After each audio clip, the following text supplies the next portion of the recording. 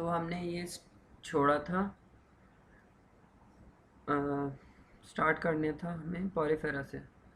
हमने basic concepts ले लिए थे इस चीज़ एनिमिलिया के। Now will be moving on to the kingdoms. इसमें सबसे पहला किंगडम हमारे पास आता है पॉरीफेरा। पॉरीफेरा क्या होते हैं? ये बेसिकली स्पंजेस को बोला गया है, पोर बेरिंग चीज़ों को बोला जाता है पॉरीफेरा। उससे पोर से निकला है Porifera. Aquatic, marine, fresh water भी हो सकते हैं, सिसाइल, नॉन मोटाइल मतलब सबस्ट्रेटम से अटैच्ड होते हैं ज़्यादातर।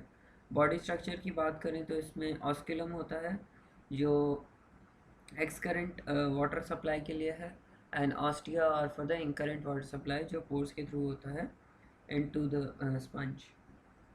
फिर स्पंज में अगर फर्दर इसको मैग्नीफाई करके देखें एक पार्ट को, तो इसमें हमें पिनाकोसाइट्स जो आउटर सेल में होते हैं, पोरोसाइट्स बीच के अंदर, एंड आउटर पे mesenchyme and choanocytes which are on the inner lining of the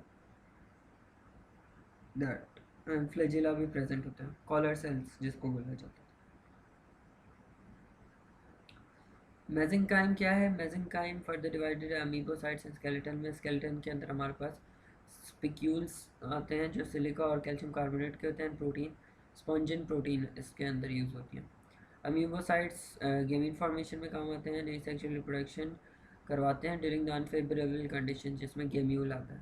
water canal system is the pathway of water, ostia plus spongocoel plus ऑस्किलम।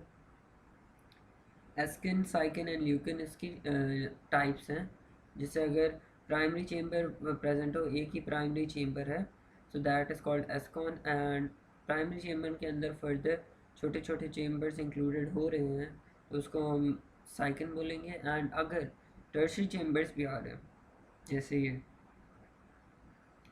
सो ये ल्यूकिन होगा। फिजियोलॉजी की बात करें तो नो न्यूरॉन्स और नर्वस सिस्टम प्रेजेंट नहीं होता। Respiratory, circulatory and excretory system जो होते हैं एब्सेंट होते हैं। All cells of the body जो होते हैं इन डायरेक्ट कॉन्टैक्ट होते हैं within the environment. So nutrition की बात करें तो ये होते हैं फिल्टर फीडर्स, फ्लैजिला के थ्रू ये फिल्टर फीडिंग करते हैं। रीजनरेशन इनके पास एबिलिटी होती है टू रिपेयर प्रोसेसिंग, इसको हम बोलते हैं, वो ये रखते हैं। रिप्रोडक्शन की बात करें so asexual reproduction is basically favourable होती है कंडीशंस में। बडिंग एंड फ्रेगमेंटेशन होते हैं। बडिंग क्या है? आउटग्रोथ है, डेवलपमेंट है into an individual and detaches from parent body. एक आउटग्रोथ डेवलप हो जाता है जो पेरेंट बॉडी से डिटैच होकर फिर ग्रोथ शो करता है। जबकि फ्रेगमेंटेशन क्या है? पेरेंट बॉडी ब्रेक कर जाती है into fragments, and her fragment जो है ग्रो करती है into a new and individual organism. जबकि इस सेक्शन में देखा जाए तो अमीबोसाइट है गेमेटोजेनेसिस के थ्रू, एंड लार्वा जो इधर आता है एम्फीब्लास्टुला आता है, फ्री स्विमिंग लार्वा है, larva is motile.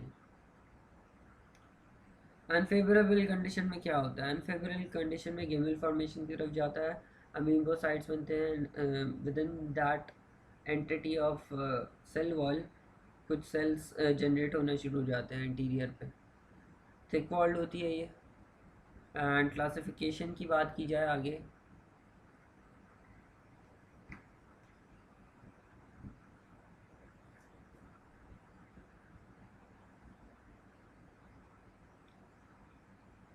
So on the basis of skeleton ये क्लासीफाई किए जाते हैं। एग्जांपल्स एक एक बुक से कोट कर लेना। कैलकेरिया क्या होता है? स्पिक्यूल्स ऑफ कैल्शियम कार्बोनेट हो गया। हेक्सिटिनिलीडा जो होते हैं 6 रे स्पिक्यूल्स ऑफ सिसिलिया होते हैं। बेसिकली ये शेप के बेसिस पर ही नाम रखेंगे। Demospongiae skeleton is made up of spongin protein with और without spicules of calcium carbonate और सिलिका। इसमें एक एग्जांपल आ जाएगी। फिर है नेडेरिया।